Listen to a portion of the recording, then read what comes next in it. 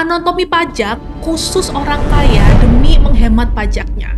Yes, inilah struktur holding company yang akuntan-akuntan strategi seperti kita itu wajib tahu ya. Sebagai akuntan, kita semua tahu dong cara ngitung PPh badan yang 22% sama yang 11% itu.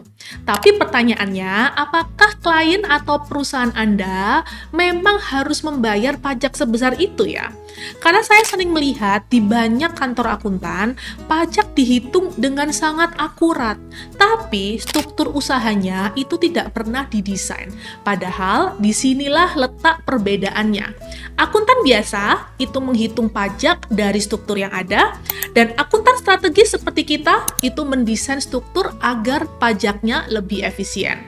Di video kali ini, saya akan bongkar bagaimana mekanisme legal hemat pajak via holding company berdasarkan Undang-Undang HPP dan PP 55 tahun 2022. Dan 4 strategi grup yang sering dipakai oleh konglomerasi dan jebakan teknis yang membuat strategi ini gagal saat pemeriksaan.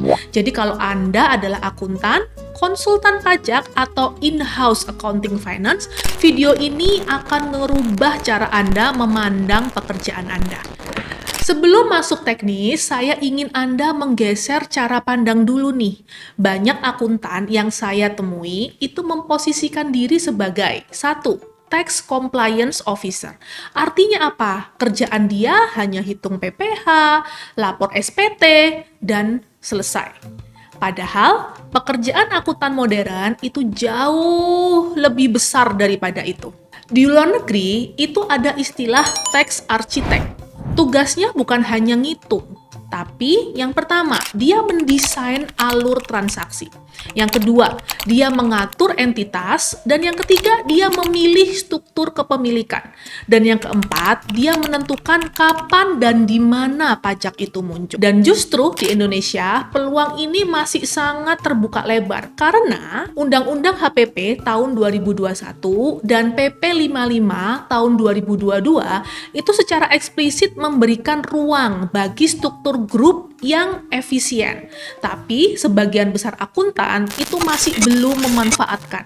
Karena bukan nggak boleh sih, tapi karena mereka masih belum paham mekanismenya seperti apa. Nah, ini nih, di video saya kali ini saya kepingin memberi Anda insight. Insight yang pertama, sebagai akuntan, value Anda bukan dari seberapa cepat Anda input jurnal dan membuat laporan keuangan, tapi seberapa dalam Anda memahami arsitektur pajak klien Anda. Nah, sekarang kita wajib dulu dong memahami dasar hukum ya. Apa dasar hukumnya? Banyak yang bicara holding company, tapi tidak pernah menyentuh dasar hukumnya. Ini bahaya banget, karena tanpa dasar hukum, strategi apapun itu bisa runtuh saat pemeriksaan. Nah, sekarang kita bahas dasar hukumnya ya. Pilar nomor 1, pasal 4 ayat 3, huruf F, Undang-Undang PPh.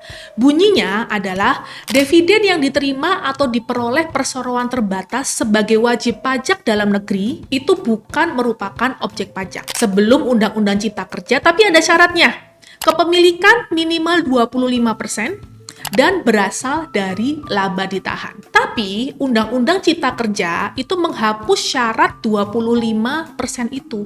Jadi artinya sekarang dividen dari dalam negeri kepada PT dalam negeri itu bukan merupakan objek PPh. Tanpa syarat persentase kepemilikan, tanpa syarat dari laba ditahan, ini perubahan besar yang banyak akuntan belum sepenuhnya memanfaatkan. Nah, sekarang kita ke pilar aturan nomor 2. PP 55 tahun 2022 menegaskan dividen dari wajib pajak dalam negeri ke wajib pajak dalam negeri badan itu bebas PPh. Dividen ke wajib pajak orang pribadi dalam negeri bebas PPh jika diinvestasikan kembali di Indonesia minimal 3 tahun dalam bentuk yang ditentukan. Jadi investasi yang diakui itu antara lain SUN, SBSN, obligasi BUMN, penyertaan modal pada PT baru yang didirikan, investasi infrastruktur, saham, obligasi, dan beberapa instrumen lainnya. Ini berarti bahkan dividen yang akhirnya turun ke pemilik pribadi itu pun bisa bebas pajak asalkan mekanismenya benar. Nah, sekarang kita ke pilar nomor 3 di pasal 18 Undang-Undang PPH. Ya, tapi ada penyeimbang ya. Pasal 18 itu memberi DJP kewenangan melakukan koreksi terhadap hubungan istimewa, transaksi yang tidak wajar, dan struktur yang dianggap artifisial. Ini adalah General Anti-Avoidance Rule atau GAAR ya, versi di Indonesia. Jadi aturan mainnya jelas, strukturnya boleh, esensi dividennya boleh, tapi harus ada substansi ekonominya. Akuntan yang paham 3 pilar ini sudah satu langkah di depan. Nah, sekarang kita bahas ya contohnya ya. 4 strategi grup dengan contoh angka nih ya. Kita masuk ke strategi praktis. Saya akan kasih 4 strategi yang dipakai grup-grup besar ya, lengkap dengan ilustrasi angka supaya Anda bisa langsung visualisasikan. Nah, ini strategi 1, konsolidasi dividen di holding. Misal, grup punya 3 anak usaha ya. Jadi ada entitas ya, itu ada laba setelah pajak ya. PTA itu 5M laba setelah pajaknya, PTB itu 3M, PTC itu 2M, dan total laba setelah pajak adalah 10M. Nah, skenario A, tanpa holding nih ya, ada 3 PT ya, tanpa holding, itu tarik langsung ke OP, maka dividennya adalah 10M kali PPH final 10%, which is itu 1 miliar, oke? Dan skenario B, dengan holding,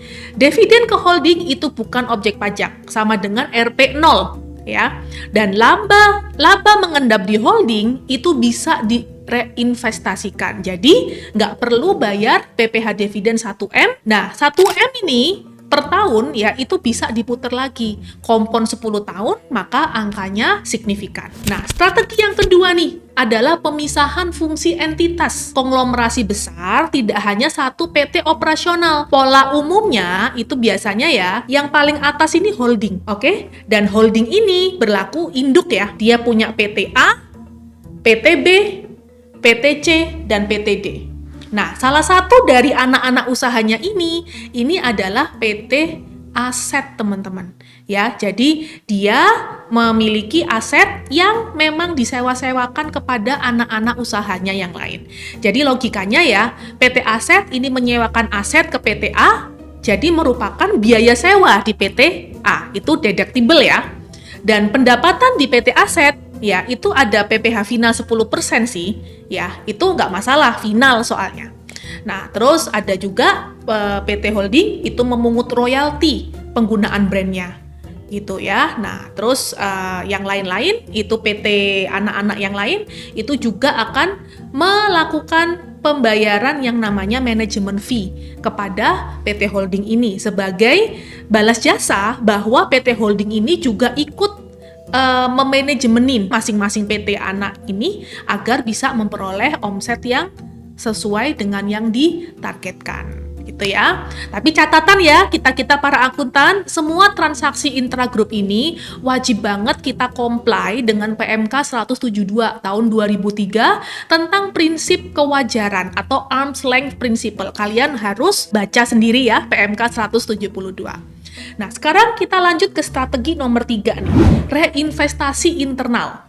Ini strategi yang paling powerful dan paling jarang dipahami. Logikanya sederhana, orang pribadi itu hanya muncul saat uang turun ke OP. Kalau uang berhenti di holding, dipakai untuk akuisisi anak usaha baru, beli aset produktif, menambah modal anak usaha, maka tidak ada PPHOP yang muncul. Ini bukan penghindaran, ini deferral atau penundaan legal yang diakui sistem perpajakan dunia. Artinya apa?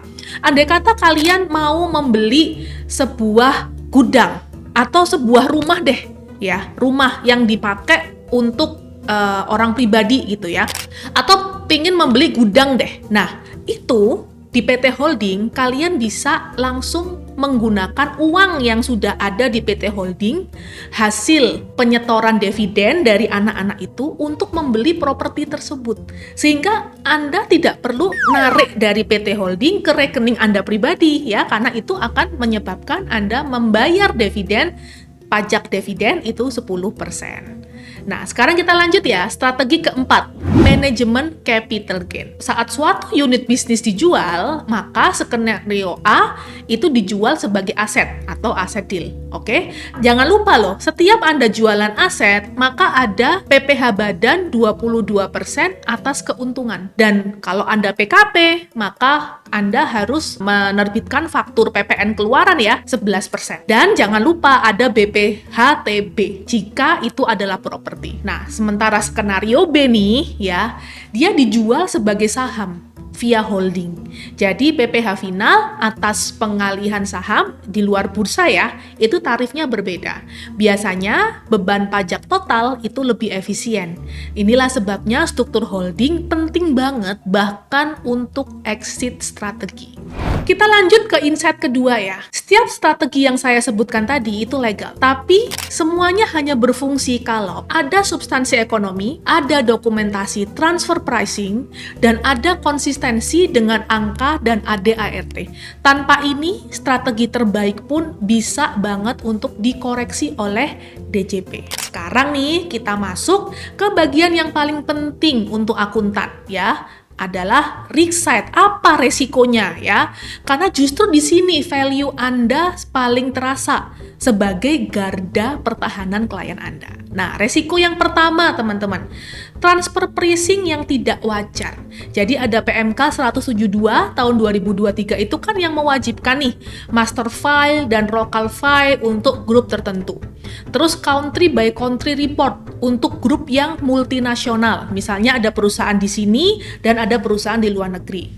Terus ada juga penerapan ALP dengan metode yang sesuai ya. Nah, pelanggaran umum yang sering ditemukan dalam pemeriksaan biasanya adalah satu, manajemen fee tanpa benefit test. Jadi kalau Anda menagih manajemen fee, pastikan bahwa kontraknya ada antar entitas, apa aja jasa yang dimanajemenin, misalnya jasa marketing, jasa keuangan, atau jasa strategi, dan lain-lain, itu harus kelihatan benefitnya di perusahaan anak. Royalti merek tapi nggak ada pendaftaran hakinya yang atas nama PT Holding. Ini juga sangat riskan ya. Dan bunga pinjaman intragrup di atas tingkat yang wajar. Misal nih, bunga wajar pinjaman di Indonesia, misal kalau pinjaman giro ya, biasanya antara 12% ya, 10-12% per tahun. Dan ternyata Anda mengecaskan bunga itu di 20% dong per tahun. Nah, itu kan nggak wajar ya, itu rawan untuk dijadikan koreksi. Berikutnya, sewa aset ke afiliasi dengan harga di bawah pasar. Nah, ini juga nggak bisa ya. Jadi konsekuensinya koreksi pajak plus sanksi bunga plus sanksi denda itu akan berlaku apabila ini sampai kena koreksi. Resiko yang kedua adalah substance over form. Maksudnya apa? DJP berhak melakukan rekarakterisasi transaksi. Contohnya nih, holding minjemin uang ke anak usaha dengan bunga tinggi. Padahal anak usaha ini kekurangan modal kerja yang jangka panjang. Nah, logikanya kalau kamu lagi kekurangan uang, maka kan bunganya harus wajar-wajar aja, gitu kan? Nah, di sini DJP bisa merekarakterisasi sebagai equity injection. Ini bukan loan. Akibatnya apa? Bunganya nggak deductible. Ini dianggap sebagai dividen terselubung. Ini potensi lagi ya koreksi PPh 29 kurang bayar gitu ya. Berikutnya ke resiko yang ketiga, tin capitalization. Nah, ini diatur pada PMK 169 tahun 2015. Aturannya apa? Rasio utang terhadap modal atau DER itu maksimum 4:1 ya. Maksimum utang itu ya, 4 equity-nya 1. Banyak grup yang membiayai anak usaha dengan utang berlebihan untuk memaksimalkan deductible interest. Padahal konsekuensinya, bunga yang di atas threshold itu adalah non-deductible. Dan resiko yang keempat adalah layering tanpa fungsi. Nah, ini nih, jebakan favorite yang sering saya lihat ya. Jadi, banyak kesalahannya. Ini adalah OP di sini, terus PT Holding 1, PT Holding 2, PT Holding 3, terus baru di bawahnya adalah PT Operasional. Nah, terus pertanyaannya DJP akan muncul. Apa fungsi masing-masing layer itu? Apa bukti aktivitas ekonominya mereka, gitu kan? Dan apa SDM, kantor, dan kegiatan operasionalnya? Ya, jadi kalau kita nggak bisa ngejawab, maka dianggap artificial structure. Jadi maksudnya di sini adalah pastikan ketika Anda membentuk suatu holding company beserta anak-anaknya, itu semua anak itu memiliki aktivitas yang nyata. Ya, misalnya nih salah satu klien aku ya, dia F&B. Ya, dia outletnya untuk saat ini sudah di angka 35 outlet ya, itu tersebar di seluruh Indonesia. Nah, apa yang dia lakukan? Dia punya holding company di sini. Terus di bawahnya holding company itu ada PT yang memang dia berfungsi sebagai central kitchen. Dia memproduksi makanan setengah jadi yang nantinya dijual kepada outlet-outlet ini. PT yang kedua itu adalah konstruksi. Jadi konstruksi ini dia fungsinya adalah untuk sebagai vendor perbaikan dan pembangunan outlet-outlet baru karena dia ekspansi. Setiap 1 bulan itu memang ditarget ekspansi 2 outlet baru. Jadi memang mereka punya jasa konstruksi ya yang fungsinya adalah untuk mendirikan bangunan dan juga dia untuk melakukan renovasi apabila ada outlet existing yang lagi butuh perbaikan. Dan yang anak usaha ketiga itu adalah untuk jasa manajemennya. Jadi dia memanage SDM-nya, memanage keuangannya, memanage flow, memanage SOP-nya, operasionalnya kepada para outlet-outlet yang ada di bawahnya. Nah, itu baru benar ya. Jangan sampai kita membentuk suatu PT tanpa ada aktivitas yang nyata. Nah, sekarang kita ke resiko yang nomor 5. Beneficial owner issue. Untuk grup yang melibatkan entitas luar negeri, nah beneficial owner doctrine itu sangat ketat. Tax treaty hanya berlaku jika penerima manfaat sebenarnya adalah subjek pajak negara mitra. Banyak struktur ya, PT SG Holding, BFI itu yang gugur karena ini. Nah, sekarang kita masuk ke insight ketiga. Holding company sama dengan alat dengan 2 sisi. Di tangan akuntan yang kurang paham, penghematan ratusan juta sampai miliaran rupiah itu akan diangan-angan ya. Di tangan yang tidak paham, dia menciptakan exposure pajak yang lebih besar dari potensi penghematannya. Sementara di tangan yang paham, maka Anda bisa menghemat ratusan juta sampai miliaran rupiah. Nah, sekarang peran akuntan dalam dokumentasi dan konsolidasinya. Ya, gimana? Secara spesifik akan saya babarkan di sini. Karena seberapa baik pun strukturnya didesain, kalau dokumentasi akuntansinya lemah, maka semuanya bisa runtuh, teman-teman. Nah, sekarang dokumentasi apa yang harus dilakukan? Yang pertama, konsolidasi wajib berdasarkan PSAK 65. Mensyaratkan konsolidasi jika ada kontrol, bukan hanya kepemilikan lebih dari 50%. Ya, yang sering dilewatkan adalah de facto kontrol tetap wajib dikonsolidasi. Special purpose entity itu harus dievaluasi. Eliminasi transaksi intragroup harus konsisten. Jadi banyak holding family owned yang tidak pernah membuat laporan konsolidasi. Padahal ini wajib secara akuntansi, ya. Yang kedua adalah dokumentasi mengenai transfer pricing. 3 lapis loh ya, dokumentasi yang harus disiapkan. Yang pertama, master file. Gambaran umum grup global ya, kayak pohon gitu ya, pohon chart. Berikutnya local file, ini analisa transaksi, afiliasi untuk wajib pajak, CBCR untuk grup dengan omset konsolidasi yang lebih dari 11 triliun, plus dokumentasi pendukung untuk setiap jenis transaksi, ya. Service agreement, ya, untuk manajemen fee, license agreement, itu untuk royalty, loan agreement, itu untuk pinjaman antar grup, lease agreement, untuk sewa aset, dan lain sebagainya. Yang ketiga adalah substansi ekonomi. Setiap entitas dalam struktur harus punya, yang pertama, kantor, bukan hanya alamat virtual, dan SDM ya, minimal direksi yang aktif, kegiatan ekonomi yang nyata, pembukuan yang terpisah, rekening bank yang terpisah, dan NPWP aktif dengan aktivitas pelaporan yang rutin. Ya, dan berikutnya keempat, dokumentasi ya. Ini adalah konsistensi antar dokumen. Yang sering jadi temuan pemeriksaan adalah akta menyatakan A, transaksinya B. Dan laporan keuangan ini nggak match ya dengan SPT, dan struktur kepemilikan di akta itu beda dengan yang ada di notaris, akta notaris ya. Dan tanggal transaksi itu nggak konsisten antar dokumen. Sekarang kita masuk ke case study yang singkat ya. Ini saya kasih satu mini case study supaya semuanya lebih nyambung. Jadi ini contoh ya, ada Pak Budi. Dia pemilik 4 PT operasional di sektor F&B. Total laba grup adalah 8 miliar per tahun. Selama ini dividen ditarik langsung ke pribadi. Beban pajak existing, ya pasti dong, karena pribadi ya, dia ada PPh badan, of course, 22% itu udah dipotong di laba. Dan dividen OP itu 10% final, yaitu 800 juta. Jadi Pak Budi harus ngebayar pajak pribadinya itu 800 juta. Nah, setelah restrukturisasi nih, jadi skemanya nih, Pak Budi ini OP, di bawahnya ada holding Pak Budi, lalu ada PT1, PT2, dan PT3. Nah, skenarionya ya apa? Dividen yang 3 PT ini ke holding itu bukan objek pajak ya. Holding gunakan dana untuk apa? Setor modal, untuk ekspansi ya, kalau dia mau ekspansi, beli ruko untuk disewakan ke PT yang tadi, PT ABC tadi, penyertaan di obligasi BUMN ya, karena dia akhirnya memenuhi syarat reinvestasi ya, dan sebagian dividen itu turun ke OP ya, dia masuk ke skema reinvestasi 3 tahun, jadi dia bebas pajak. Terus hasilnya apa?